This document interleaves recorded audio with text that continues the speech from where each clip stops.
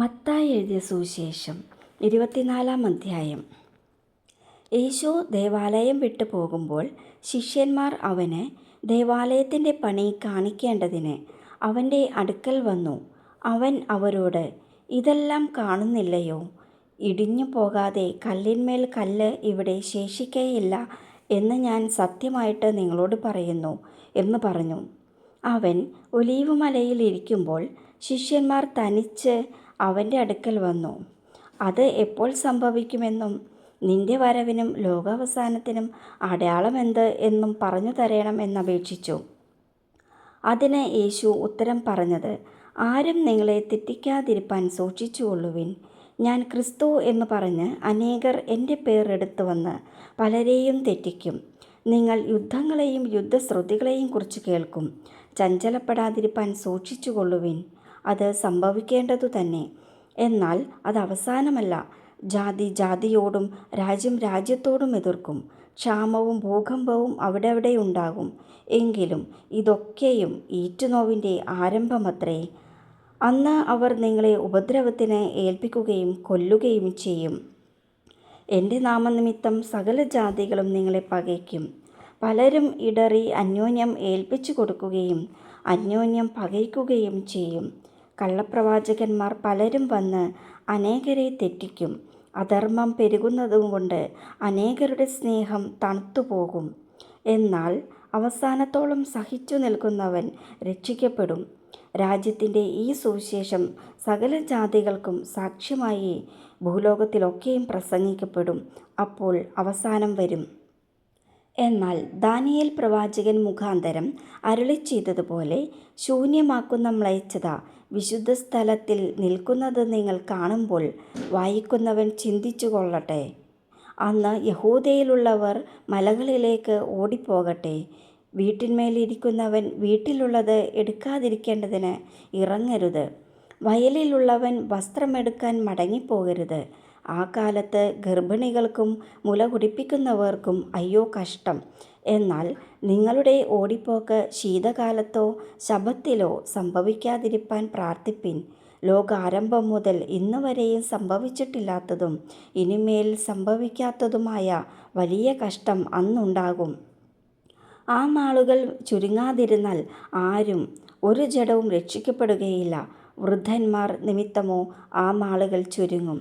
അന്ന് ആരാനും നിങ്ങളോട് ഇതാ ക്രിസ്തു ഇവിടെ അല്ല അവിടെ എന്ന് പറഞ്ഞാൽ വിശ്വസിക്കരുത്. കള്ളക്രിസ്തുക്കളും കള്ളപ്രവാചകന്മാരും എഴുന്നേറ്റ് കഴിയുമെങ്കിൽ വൃദ്ധന്മാരെയും തെറ്റിപ്പാനായി വലിയ അടയാളങ്ങളും അത്ഭുതങ്ങളും കാണിക്കും. ഓർത്തുകൊള്ളുവിൻ, ഞാൻ മുമ്പുകൂട്ടി നിങ്ങളോട് പറഞ്ഞിരിക്കുന്നു. ആകയാൽ നിങ്ങളോട് അതാ അവൻ മരുഭൂമിയിൽ എന്ന് പറഞ്ഞാൽ പുറപ്പെടരുത്. ഇതാ അറകളിൽ എന്ന് പറഞ്ഞാൽ വിശ്വസിക്കരുത്. മിന്നൽ കിഴക്ക് നിന്നും പുറപ്പെട്ട് പടിഞ്ഞാറോളം വിളങ്ങും പോലെ മനുഷ്യപുത്രൻ്റെ വരവ് ആകും. ശവമുള്ളിടത്ത് കഴുക്കൽ കൂടും. ആ കാലത്തിലെ കഷ്ടം കഴിഞ്ഞ ഉടനെ സൂര്യൻ ഇരുണ്ടുപോകും, ചന്ദ്രൻ പ്രകാശം കൊടുക്കാതിരിക്കും, നക്ഷത്രങ്ങൾ ആകാശത്തു നിന്ന് വീഴും, ആകാശത്തിലെ ശക്തികൾ ഇളകിപ്പോകും. അപ്പോൾ മനുഷ്യപുത്രൻ്റെ അടയാളം ആകാശത്ത് വിളങ്ങും. അന്ന് ഭൂമിയിലെ സകല ഗോത്രങ്ങളും പ്രലോഭിച്ചും കൊണ്ട് മനുഷ്യപുത്രൻ ആകാശത്തിലെ മേഘങ്ങളിന്മേൽ മഹാശക്തിയോടും തേജസ്സോടും കൂടെ വരുന്നത് കാണും. അവൻ തൻ്റെ ദൂതന്മാരെ മഹാകാഹളധ്വനിയോടും കൂടെ അയക്കും. അവർ അവൻ്റെ വൃദ്ധന്മാരെ ആകാശത്തിൻ്റെ അറുതി മുതൽ അറുതി വരെയും 4 ദിക്കിൽ നിന്നും കൂട്ടിച്ചേർക്കും. അത്തിയെ നോക്കി ഒരു ഉപമ പഠിപ്പിൻ. അതിൻ്റെ കൊമ്പ് ഇളതായി ഇല തളിർക്കുമ്പോൾ വേനൽ അടുത്തു എന്ന് നിങ്ങൾ അറിയുന്നുവല്ലോ.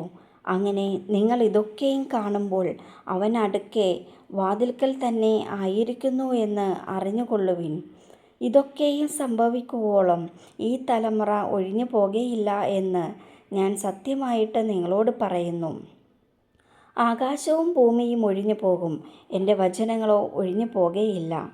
ആ നാളും നാഴികയും സംബന്ധിച്ചോ എൻ്റെ പിതാവ് മാത്രമല്ലാതെ ആരും സ്വർഗത്തിലെ ദൂതന്മാരും പുത്രനും കൂടെ അറിയുന്നില്ല. നോഹയുടെ കാലം പോലെ തന്നെ മനുഷ്യപുത്രൻ്റെ വരവും ആകും.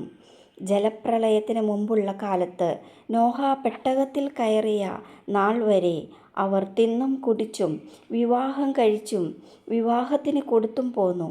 ജലപ്രളയം വന്ന് എല്ലാവരെയും നീക്കിക്കളയുവോളം അവർ അറിഞ്ഞതുമില്ല. മനുഷ്യപുത്രൻ്റെ വരവും അങ്ങനെ തന്നെയാകും. അന്ന് 2 പേർ വയലിലിരിക്കും. ഒരുത്തനെ കൈക്കൊള്ളും, മറ്റവനെ ഉപേക്ഷിക്കും. 2 പേർ ഒരു തിരിക്കല്ലിൽ പൊടിച്ചുകൊണ്ടിരിക്കും. ഒരുത്തിയെ കൈക്കൊള്ളും, മറ്റവളെ ഉപേക്ഷിക്കും. നിങ്ങളുടെ കർത്താവ് ഏത് ദിവസത്തിൽ വരുന്നു എന്ന് നിങ്ങൾ അറിയായ്കകൊണ്ട് ഉണർന്നിരിപ്പിൻ. കള്ളൻ വരുന്ന യാമം ഇന്നതെന്ന് വീട്ടുടയവൻ അറിഞ്ഞു എങ്കിൽ അവൻ ഉണർന്നിരിക്കുകയും തൻ്റെ വീട് തുരക്കുവാൻ സമ്മതിക്കാതിരിക്കുകയും ചെയ്യുമെന്ന് അറിയുന്നുവല്ലോ. അങ്ങനെ നിങ്ങൾ നനയ്ക്കാത്ത നാഴികയിൽ മനുഷ്യപുത്രൻ വരുന്നതുകൊണ്ട് നിങ്ങളും ഒരുങ്ങിയിരിപ്പിൻ. എന്നാൽ യജമാനൻ തൻ്റെ വീട്ടുകാർക്ക് തത്സമയത്ത് ഭക്ഷണം കൊടുക്കേണ്ടതിന് അവരുടെ മേൽ ആക്കിവച്ച വിശ്വസ്തനും ബുദ്ധിമാനുമായ ദാസൻ ആർ? യജമാനൻ വരുമ്പോൾ അങ്ങനെ ചെയ്തു കാണുന്ന ദാസൻ ഭാഗ്യവാൻ. അവൻ അവനെ തനിക്കുള്ള സകലത്തിന്മേലും യജമാനൻ ആക്കിവയ്ക്കും എന്ന് ഞാൻ സത്യമായിട്ട് നിങ്ങളോട് പറയുന്നു. എന്നാൽ അവൻ ദുഷ്ടദാസനായി യജമാനൻ വരുവാൻ താമസിക്കുന്നു എന്ന് ഹൃദയം കൊണ്ട് പറഞ്ഞ് കൂട്ടുദാസന്മാരെ അടിപ്പാനും കുടിയന്മാരോടു കൂടി തിന്നാനും കുടിപ്പാനും തുടങ്ങിയാൽ ആ ദാസൻ നിരൂപിക്കാത്ത നാളിലും അറിയാത്ത നാഴികയിലും യജമാനൻ വന്ന് അവനെ ദണ്ഡിപ്പിച്ച് അവന് കപടഭക്തിക്കാരോടുകൂടെ പങ്ക് കൽപ്പിക്കും. അവിടെ കരച്ചിലും പല്ലുകടിയും ഉണ്ടാകും.